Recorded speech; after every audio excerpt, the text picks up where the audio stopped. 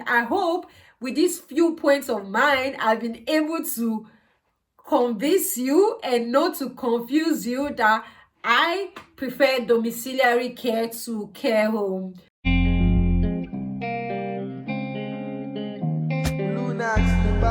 Hey guys, welcome back to my YouTube channel. It's your favorite girl, Precious, and that's on period. Like, only one Precious. Hey guys, welcome back to my YouTube channel. Oh my god, guys, I did my makeup myself. Rate my makeup, because guys, I know I'm very bad when it comes to makeup. I'm not good at it. Growing up, I like to do makeup, but my brother will not allow me to do makeup. My senior brother. Once I rub lip gloss, just normal lip gloss on my lip, will say, "Oh yeah, Precious, go and clean it." So it was even my sister that was, to some extent, protecting me. I was like, leave her alone. I didn't really spend time with her. I spent more time with my brother. That's what I used to do. Like, boy, guys, I know how to play football, or not play. I know how to play football. I love playing games. Like, when people ask me, like, what's your hobby, Precious? The first thing I will say is I love to play games. In this video, I'm going to be talking about my 6 months experience as a domiciliary care worker. Guys, like play, I don't complete 6 months for this job. Like, wetin dey sup? Now so, like, UK dey fast though. UK dey fast, them dey fast, guys. So I'm going to be talking about my experience as a domiciliary care. I know, like, I made a video with my sister Melissa, and she posted it on her page, and people were giving it to her and giving it to me. They're like, Precious, you are the first person that I'm seeing that like domiciliary care. Chill. I'm going to explain myself. That was even what motivated me to make this video, because I never really want to talk about my 6 months experience as a domiciliary care. I feel like I've made a video on my first day at work, and that's how it has been ever since then. But before then, guys, rate my makeup. I feel like I did so well in this one, even without eyelashes. Like, I did hot. Rate my makeup. So as you guys know, I came into the UK through the healthcare visa route, and I am a domiciliary care worker, and I have been in the UK since April 8th. That was when I took my flight and I landed to the UK April 9. Like 24 hours. 24 hours in the road. No jokes. My legs here, my hands here. Like, I sat down for so long, and they were even giving me food. I don't understand. Small food. Wait till this. Oga, give me food, make I chop. They give me small food. Even my neighbor was offering, my seatmate was offering me his own food. I sure took the bread, but I did not eat his food because he has already opened it. If he had given me the way they gave it to him, I will chop it. I will finish it. No play. I'll joke with food. If you like, let it be food I don't know. Definitely, I don't know the name of the food though, but I chop them. They want some sweet, some no sweet, but I chop all of them, because I don't like waste. That's it. So guys, oh god, why do I keep diverting? Let me focus. Okay, so my 6 months as a domiciliary care worker. See guys, no jokes. This is not for cloud. This is not to encourage you guys to choose domiciliary care, or to talk about domiciliary care in a false way, or to pretend I like domiciliary care. See guys, I love domiciliary care, and that's on period. There is nothing anybody can do about it. I actually love working as a domiciliary care, yeah, because it's the sweetest work ever. First of all, these people, our service users live in their house. Is that not enough reason to tell you that there's nothing much to do there? Unlike working in a care home. Because domiciliary care, you just go to their house, give them personal care. Some of them even know how to do these things. Just assist them in any way they need assistance. And our aim is to make them to be independent again. So to make them to be independent, it's not difficult. You let them do their things. The only thing is that you have to be very patient with them, because some of them, it takes time for them to do what they are doing, but be patient with them and let them finish. So that's it. It's not difficult at all. And some people will be like, their family members is the main issue when it comes to domiciliary care. I've not had any issue with anybody's family member. Just do your work and go. If you satisfy the service user, the family member will have nothing to say, because even when they are talking about it, you'll be like, she did her job well, and that's it. So there's no biggie at all. It's very easy, guys. And see, why I love domiciliary care is that there's no much wahala. Like, there's no much wahala. You know, they hear stories about care home. First of all, let me use this. First of all, yeah, as a domiciliary care, we visit up to 6 clients in a day, sometimes 5 clients in a day, sometimes 4 clients. It depends on the line that is being allocated to you. Yeah, so you go to their house. It depends. Some clients need just 2 calls in a day, morning and bedtime. Some need 3 calls, morning, their dinner is like lunch, and their tea time call. And some people, they need the 4 call, their breakfast call, that is the morning call, the dinner call, the tea time call, and the bedtime call. That is the 4 calls. Yeah, there is no more than 4. It's just 4.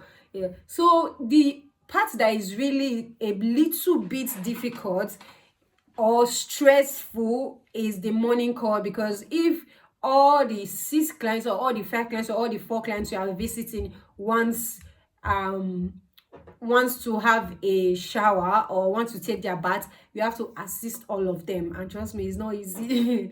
It's not easy assisting them to take a shower, except those that can help themselves. You just assist them and that's it. But those that you have to give shower, and one thing you know is you are working with time. Some clients have 45 minutes in the morning, some have 30 minutes. You just have to do your thing, be fast about it, and go. That's how it is, guys. So that's it. Then the dinner time, you have to go there, prepare their dinner, serve it to them. Those that need to use the commode, you use the commode. Those that you need to change their pad, you change their pad, and that's it. Then the tea time call, the same thing. If their pad needs changing, you change their pad. Then serve them what they want for tea time. Tea time is usually sandwich or anything they want. Some might want just biscuits, some sandwich. That's what they see, guys. When I started this domiciliary care, when I was reading the requirements, I had like, you need to cook for them. I was like, which one be cook? Do I know how to cook their meal? Trust me, there's nothing how they making their meal. Oh. Their meal is already packaged. You know how UK is now, they package everything. So all you have to do is microwave it. Read the instruction. If it's to microwave it for 15 minutes, you microwave it for 15 minutes, serve them the dish. Then if it's for 30 minutes that require the oven, that one, just make sure that the clients have enough time, because you cannot, if your dinner call is 30 minutes, you cannot tell me to microwave a food for 45 minutes. It won't work here, because there's not enough time. Except the family member is around, you can put it in the oven and tell them that, see, it's time to go. But the food is in the microwave, you can assist with it when you are done, in a polite way. And if they agree, fine. If they don't agree, you have to convince the service user to look for something else to eat, because there's not enough time. Except the service user is capable to get it from the microwave, so you can just start the process. Yeah, then tell the service user that I'm going now, the food is in the microwave, I've set the timer. In 20 or in 10 minutes time, check your meal, it will be ready. Be very careful, serve yourself, and that's it. So it depends. Yeah, and some service users, they know how to cook, make their food themselves. Before you even come from dinner call, they're already eating. You're like, wow, you already made your meal. So all you have to do is just chat with them till it's time to go. When I say chat with them, don't think chat with them is very difficult. It's not difficult, because see, these people, they are white people. Even themselves, they will initiate the conversation. Like, they are very friendly, and they don't have, I don't think white people, they really have they are really reserved when it comes to conversation. They can ask you anything, talk about anything. Yeah, anything at all. Some of them can tell you about their life when they were younger and stuff like that, or they might even ask you, are you in a relationship, are you in love, have you ever been in love? Now, so conversation till they start, then you start talking, they start responding like, yeah, during my own time, this is what this was as it is, this was how it is, blah blah blah. I used to, then you can ask them about what they do, what they used to do. They will tell you their occupation. From there, conversation, time is even up. Even you will be like, wow, it's not like 30 minutes is not a big deal. And there are some clients you go for social call. When I mean social call, some clients in particular days in a week, you go and visit them, and all you have to do is talk with them for 2 hours. Some talk with them for 3 hours. Like, that works sweet too. But at the same time, you have to be very careful, because you need to continue to talk to them, talk with them, like be gisting. Sometimes I'll be like, what do I have to say to this client now? Like, I'm tired of, like, I don't know what to say. But before you even see, the client might tell you, you turn on the TV for the clients, and they start talking about news, and you can use the news to initiate a conversation. Like, what do you think about this information? Like, what's going on in the UK? How was it doing your own time? Because most of the clients are old here. Some of them, there's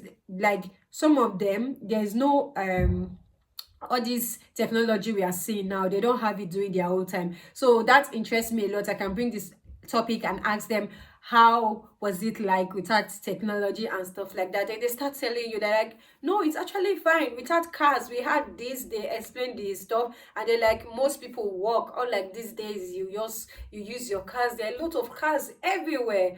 Well, the last time I went to the city, before you see, they start gisting you, conversation don't start again. So it's really fun. And you can also initiate conversation and talk to them about your country, because some of them are interested to know how it is like, especially the weather. They are interested in, how is the weather in Nigeria? Like, how is the weather? I like, the weather is very hot. I'm like, really? I don't want to go there. They'll be like, no, it's too hot, because even there are some here that they are saying it's hot. Come on, finish me. So it's really fun discussing with them. But see, the reason why I choose domiciliary care over care home, or I will continue to choose domiciliary care. See, even if I say sponsorship in a care home and they are ready to sponsor me for me to work with them, I will reject it. Domiciliary care for 5 years, that's what I'm going to do, and that's on period. The reason why I chose domiciliary care is that, you see, care home, care home, you know how care home is already. Yeah, there are like 30 users or 40 service user in a building, and each of them have their own room, so they can allocate 2 people to 30 people. So all you have to do is go and bathe all of them in the morning call. Generally, I'm going to say the most difficult and stressful task is the morning call as a healthcare assistant. So imagine you and your colleague bathing over 30 people. It's a lot.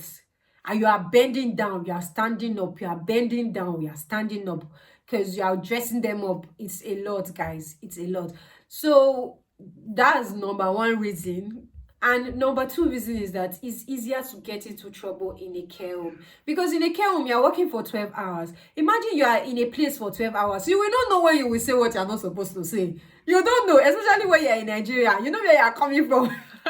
You will not know when you will say what you're not supposed to say. And instead of them to tell you, don't say that, or no, that's wrong, this is how we do it, you get, correct them, they will smile with you and go and report you. But as a domiciliary care, who will have time for that one? Before you will even see, before you attend to all the clients in the morning call, you're even trying to hurry so you won't go late. Yeah, and immediately you're done with the morning call, you have your break that you will use to rest and gather strength for dinner call. You want to not be having conversation. What kind of conversation? And advantage with domiciliary care is that when you're on break, you can go to your house. So if, like, I'm a carer and I have a driver, just that I'm working in another city. If I was working in Huddersfield, when it's break time, 1 hour, 2 hours, the driver will drop me at my place. And when it's time again for the dinner call, it will come and pick me up. So that's how domiciliary care is. So in that kind of time, there's no time for you to zoom. They say, this one said, I report you to the employer, to my employer, my supervisor must hear of this. Nothing like that. Yeah, like, you are there, the conversation is going on. Precious, next thing you receive a phone call, this, that, and you have to be very careful.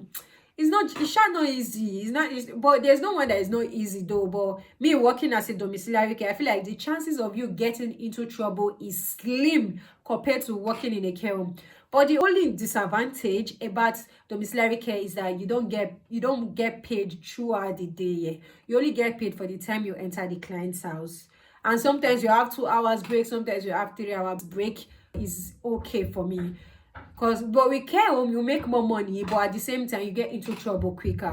And it's very easy to face disciplinary. It's very easy to face. The thing I can do is that I can, with my 20 hours, because I can work 20 hours outside my company. So I can work in a care home for the 20 hours. So with that, I'm covered. But trading my sponsorship for care home, there are people that are actually doing care home and they are doing well. Not be me. no be me. I'm not ready to come back to Nigeria. I don't mind. See guys, some people wants to get rich. I want to see me, I don't really care about being rich. I don't mind. I don't really want to be extremely rich, stinkingly rich. I don't care. I just want to afford anything that I want, like my basic needs.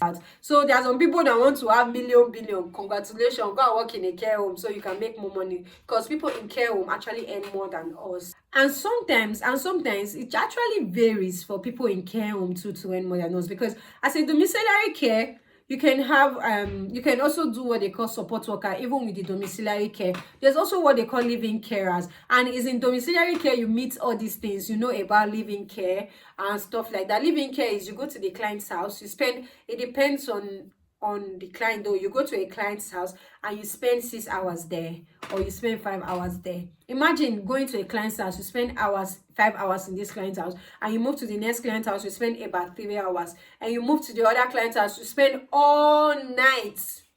Before you see, it's equivalent to you working in a care home.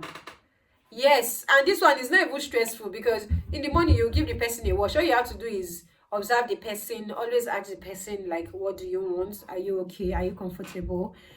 Do you want to change position or anything? Or is your check, always check the pad if it's wet so you can change it, and that's it. So see, care home is not hard.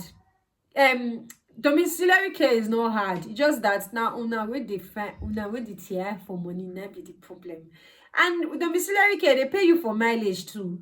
So as you guys know, I made a video of that I'm going to get my provisional license. Yes, I am going to get my provisional license. Yeah, so that I can see, if I don't like domiciliary care, I won't go to get my provisional license or to learn how to drive, to become a driver, because drivers actually earn more than carers. Carers might be earning £10 plus.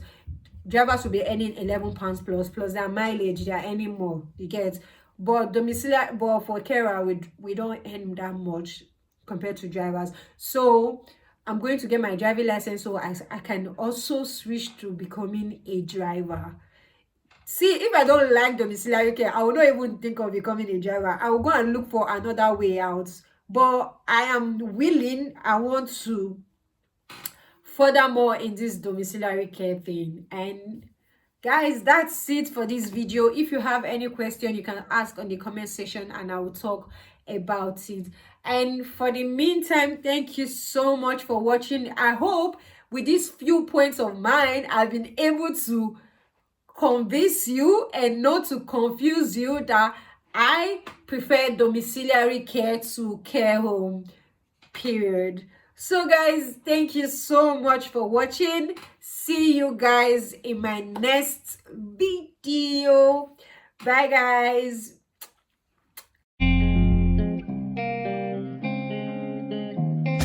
Luna's